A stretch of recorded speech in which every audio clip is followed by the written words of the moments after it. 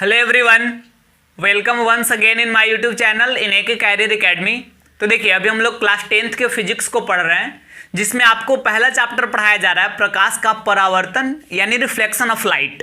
और इसमें हम पिछले वीडियो में आपको बताए थे अवतल दर्पण उत्तल दर्पण के उपयोग को, दर्पणों में निर्देशांक चिन्ह परिपाटी को। फिर हम लोग लास्ट क्लास में समझे थे आवर्धन के बारे में, आवर्धन क्या होता है, और फिर समतल दर्पण, उत्तल दर्पण और अवतल दर्पण का आवर्धन कैसे और कितना होता है। तो देखिए, और आज जो है इस चैप्टर का लास्ट थ्योरिकल क्लास है। इसके बाद हम लोग पढ़ने वाले हैं जो फॉर्मूला, जिसमें इसमें 3 फॉर्मूला हम लोग इस चैप्टर में यूज करने वाले हैं। उस तीनों फॉर्मूला को प्रूफ करेंगे, डिराइव कहाँ से हुआ आपको बताएंगे। फिर उसके बाद इसके न्यूमेरिकल क्वेश्चंस पे हम लोग जाएंगे। और आज लास्ट थ्योरिकल क्लास है, और ये आज हम बताने वाले हैं अवतल दर्पण तथा उत्तल दर्पण में क्या क्या अंतर है, यानी differences between concave mirror and convex mirror.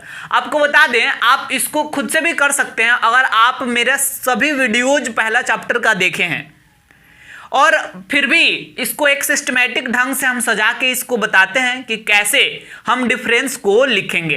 तो देखिए, सबसे पहली चीज कि अवतल दर्पण की अगर बात किया जाए, अवतल दर्पण और उत्तल दर्पण की, तो ये दोनों जो है गोलीय दर्पण का हिस्सा होता है।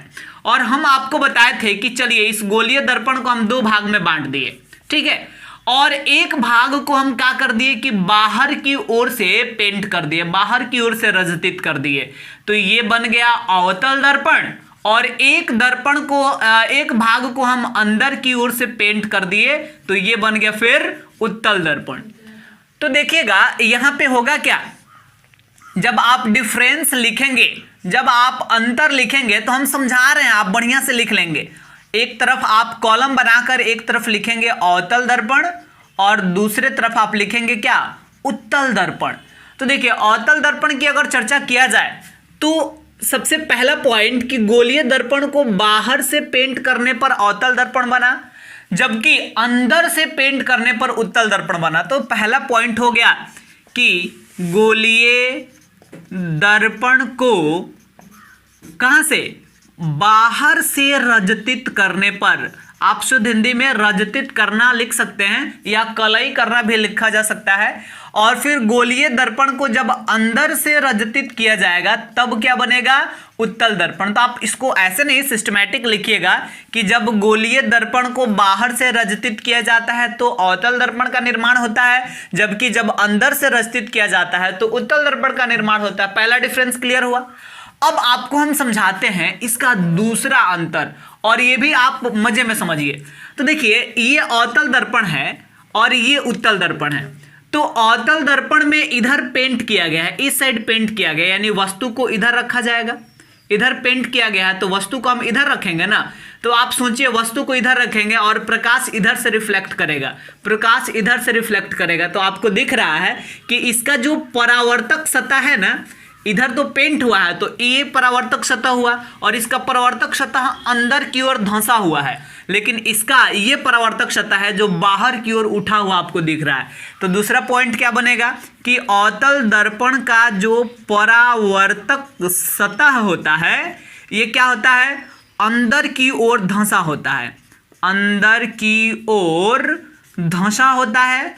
जबकि अवतल दर्पण, उत्तल दर्पण का जो परावर्तक सतह होता है, ये क्या होता है, बाहर की ओर उठा हुआ होता है। तो आप सेकेंड पॉइंट में ऐसे लिखेंगे कि अवतल दर्पण का परावर्तक सतह अंदर की ओर धंसा रहता है, जबकि उत्तल दर्पण का परावर्तक सतह बाहर की ओर उठा रहता है। क्लियर हुआ। अब और आगे चलिए, आपको कुछ और चीज यहां पे हम समझा दें। तो देखिए, अवतल दर्पण में हम आपको बताए थे कि इसमें किस किस प्रकार का इमेज बनता है। तो अवतल दर्पण में 6 स्थिति हम समझाए थे, और आपको दिखा था कि अवतल दर्पण में आभासी प्रतिबिंब तो बनता ही है, साथ ही साथ वास्तविक प्रतिबिंब भी बनता है। तो आप 3 नंबर अंतर में लिख सकते हैं कि अवतल दर्पण में आभासी एवं वास्तविक दोनों प्रतिबिंब बनता है, जबकि उत्तल दर्पण में सिर्फ और सिर्फ केवल आभासी प्रतिबिंब ही बनता है। चलिए, अब इसके बाद और आगे चलते हैं। तो जब इसमें आभासी प्रतिबिंब बनता है तो आभासी ही तो सीधा होता है और वास्तविक ही तो उल्टा होता है, यानी अवतल दर्पण में बना प्रतिबिंब सीधा और उल्टा दोनों हो सकता है, लेकिन उत्तल दर्पण में केवल सीधा प्रतिबिंब ही बनता है। और आगे बढ़ते हैं तो देखिए, अवतल दर्पण में वस्तु से छोटा प्रतिबिंब भी बन सकता है, वस्तु के बराबर प्रतिबिंब भी बन सकता है और वस्तु से बड़ा प्रतिबिंब भी बन सकता है, लेकिन उत्तल दर्पण में वस्तु के अपेक्षा हमेशा छोटा प्रतिबिंब ही बनता है। लिख लीजिएगा इसको आप।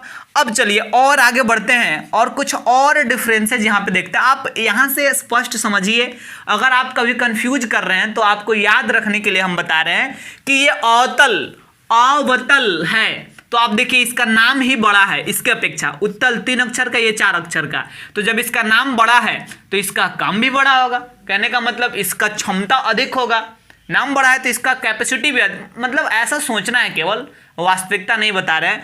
नाम बड़ा है तो कैपेसिटी भी बड़ा होगा, अधिक होगा, और कैपेसिटी अधिक है तभी तो ये दोनों प्रकार का प्रतिबिंब भी बना दे रहा है, छोटा बड़ा बराबर सब बना दे रहा है। लेकिन इसका नाम छोटा है, कैपेसिटी भी कम है, जिसके चलते केवल आभासी, केवल सीधा, केवल छोटा प्रतिबिंब ही, नाम भी छोटा और प्रतिबिंब भी छोटा।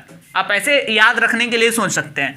अब इसके बाद आगे चले तो याद कीजिए, जब आपको हम निर्देशांक चिन्ह परिपाटी पढ़ा रहे थे तो वहां पे हम आपको बताए थे कि अवतल दर्पण में जो फोकस दूरी होता है, जो वक्रता त्रिज्या होता है, ये क्या होता है जी, ये ऋणात्मक होता है। लेकिन उत्तल दर्पण में जो फोकस दूरी और वक्रता त्रिज्या होता है, ये क्या होता है, धनात्मक होता है। और देखिए ना, ये भी आपको कैसे याद रहने वाला है। उत्तल दर्पण, उत्तल में 3 गो अक्षर है, आप प्लस में भी कई गो अक्षर है जी, 3 गो अक्षर है। अब ज्यादा दिमाग लगाइएगा तो कहिएगा कि सर इसमें तो 2.5 गो है, प आधा है, वैसे नहीं सोचना है। प्लस में 3 अक्षर, उत्तल में भी 3 अक्षर, तो उत्तल दर्पण का फोकस दूरी और वक्रता त्रिज्या प्लस में माना जाएगा। अवतल में 4 अक्षर, आप माइनस में भी कई गो अक्षर दिख रहा है आपको, 4 गो अक्षर दिख रहा है, यानी अवतल दर्पण का फोकस दूरी और वक्रता त्रिज्या ऋणात्मक हो जाएगा। आपको ये ध्यान में रखना है। अब अगर और कुछ डिफरेंसेज आप लिखना चाहते हैं तो आप आवर्धन से कोरिलेट करके भी लिख सकते हैं।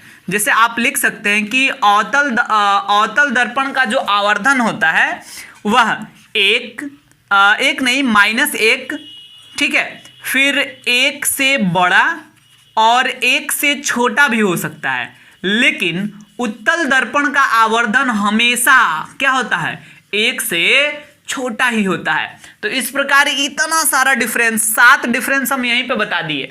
कुछ और डिफरेंसेस भी आप क्रिएट कर सकते हैं। अगर आप यूज में जाएं, उपयोग में, तो आप कह सकते हैं कि वाहनों के हेडलाइट में अवतल दर्पण का यूज होता है, जबकि वाहनों के साइड मिरर में उत्तल दर्पण का यूज होता है।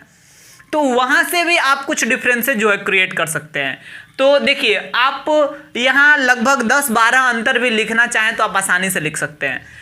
तो उम्मीद करते हैं कि आपको आज का ये वीडियो काफ़ी अच्छा लगा होगा। आप इसको सिस्टमैटिक ढंग से 6-7 अंतर लिख लेंगे। 6-7 अंतर काफ़ी होता है।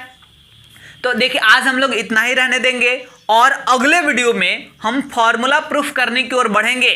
और इसमें 3 फॉर्मूला आपको हम पहले ही बताए थे, F = R/2, 1/F = 1/V + 1/U और M = -V/U। ये 3 फॉर्मूला है। बारी बारी से इस तीनों फॉर्मूलाज को हम लोग प्रूफ करेंगे नेक्स्ट वीडियोज में।